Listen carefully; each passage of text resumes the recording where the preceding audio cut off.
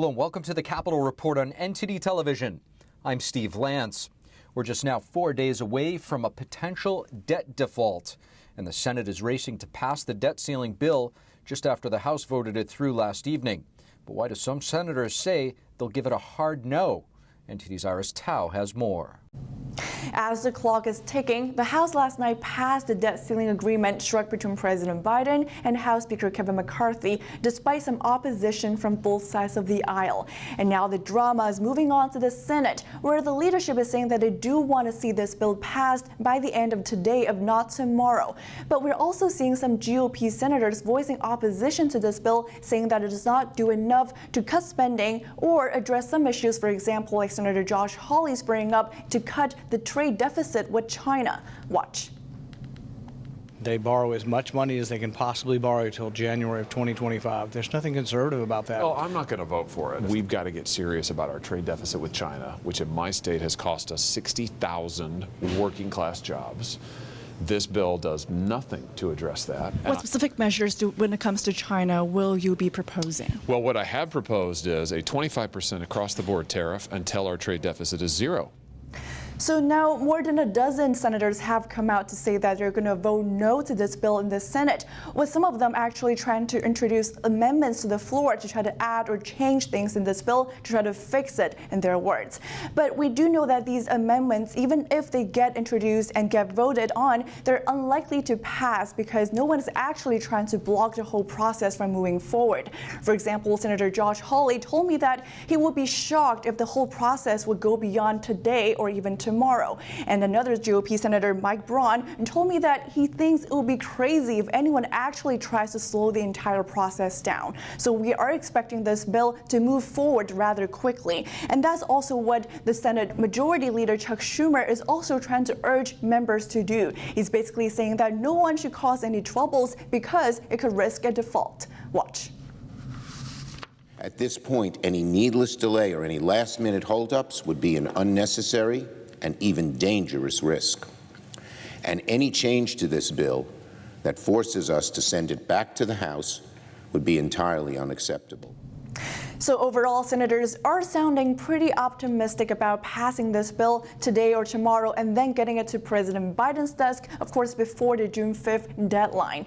But when it comes to these amendments, it does remain to be seen whether any of them does actually gain momentum or actually lead to any policy changes going forward. Reporting from Washington, D.C., Iris Tao, NTD News.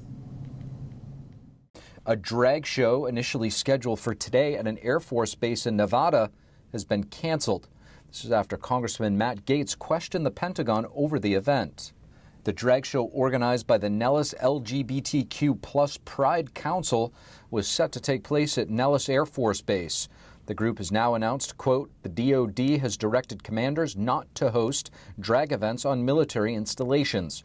Earlier in May, Gaetz wrote to Defense Secretary Lloyd Austin and Chairman of the Joint Chiefs of Staff, General Mark Milley, demanding answers. In a congressional hearing in March, Austin and Milley both said that they did not approve of such performances. Gaetz celebrated the cancellation, saying, quote, drag shows should not be taking place on military installations with taxpayer dollars, period. Congresswoman Ashley Hinson sits on the House Select Committee on the Chinese Communist Party. We just had a chance to sit down with her to discuss the CCP's ongoing human rights abuses and China's transnational repression campaigns right here in the United States.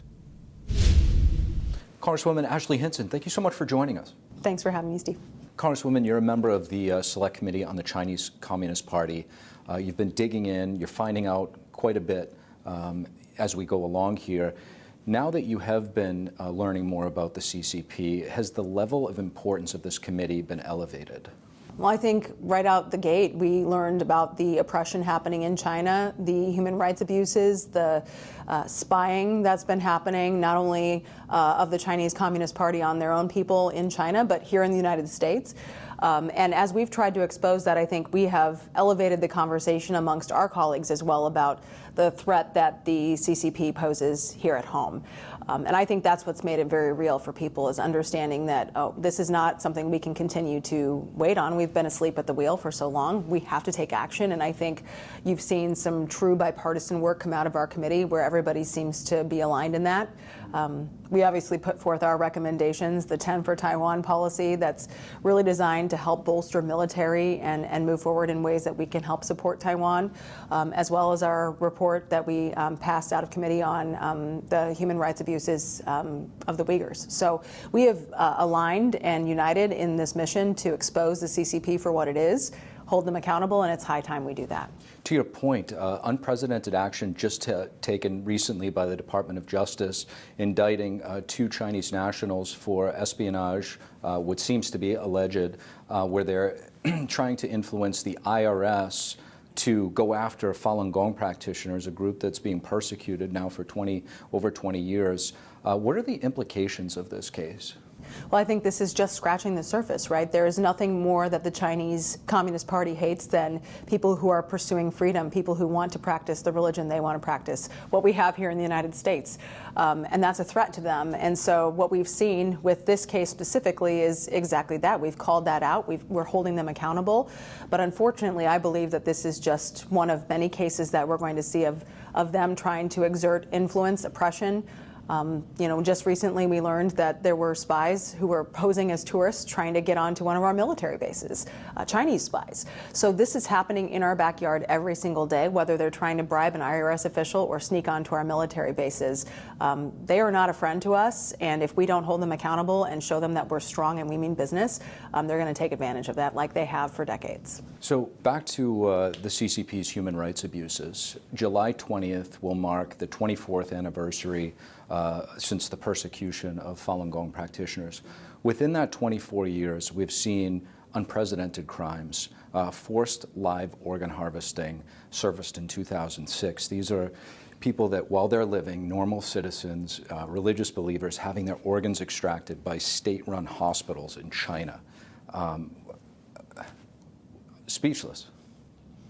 I mean, it's terrifying, right? I mean, these people are being disappeared for practicing something that they believe in. Here in the United States, we praise people for speaking their mind, practicing their First Amendment right, whether that's free speech or freedom of religion. And in China, they punish you. They want your neighbors to tattle on you. They're not just doing this to the followers of Falun Gong, they're doing this to the Uyghur Muslims as well. People are just disappearing. If they're the right age and the right condition, they're disappearing to provide those organs to other wealthy people in China. And I think we have to be out there telling that story about how horrifying and terrifying this is. This is the Chinese Communist Party in action. This is what their value system is. And so we need to tell that story. Here at home, we're seeing those influencers trying to come over here and oppress their own people who have come here seeking that freedom and enjoy the freedom that we have here in our country, fleeing that persecution. And now, what you talk about with the IRS, the IRS case and these 2 men who have been indicted, I think that's it should be a wake-up call to everyone here. And we need to do a very good job of making sure that everyone's aware of these human rights atrocities. These atrocities, they're not, when people hear about organ harvesting and this discussion we're having, a lot of times people think this is happening on the black market. But this is happening by that government. In China, when they're called out by Congress or different countries around the world for their human rights, the UN, they'll just say, oh, you don't understand China. It's a different system. China's different. You guys don't understand. What do you say to that? Well, just like when they said it was a weather balloon, we know it's a spy balloon, right? So we know we can't trust anything the Chinese say. I think that you got to call a spade here. They're harvesting organs from living people because they don't agree with what they're saying, and that is wrong. Congresswoman Ashley Hinson, thank you so much. Thanks for having me, Steve. Thank you for watching the Capitol Report. If you want to see our full broadcast, check us out at epochtv.com.